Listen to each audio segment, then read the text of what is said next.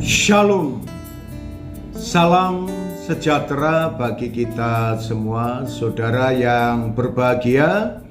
Dimanapun Anda berada, marilah kita menikmati kebenaran firman Tuhan.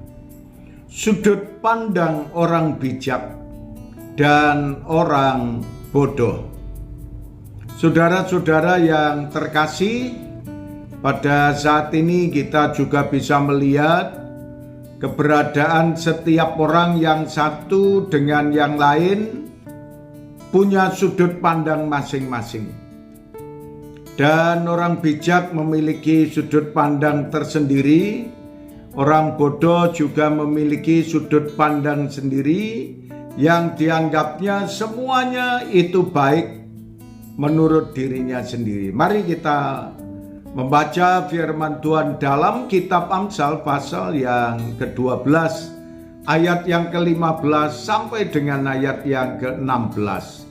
Firman Tuhan berkata kepada kita, jalan orang bodoh lurus menurut anggapannya sendiri, tetapi siapa mendengarkannya dan mendengarkan nasihat, ia bijak. Bodohlah yang menyatakan sakit hatinya seketika itu juga. Tetapi orang bijak yang mengabaikan cemooh. Saudara sekalian yang berbahagia, apa yang dinasihatkan Tuhan kepada kita? Nasihat Tuhan sangat indah untuk saudara dan saya. Bagaimana pendapat orang bijak? Ketika orang bijak itu memperoleh atau mendengarkan nasihat demi nasihat, maka orang itu tidak akan marah, melainkan dia akan mengoreksi diri dan introspeksi diri. Kenapa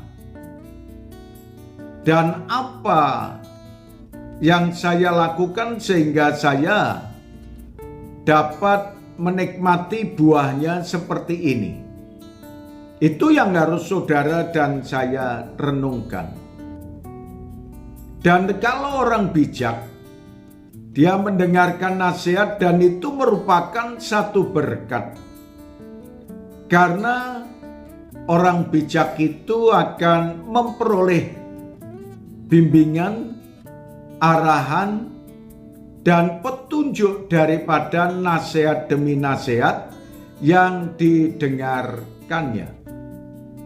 Maka kita bersyukur kalau Tuhan memberikan kepada kita hikmat dan bijaksana, sehingga kita tidak mudah emosi dan kita bisa mendengarkan nasihat dengan baik.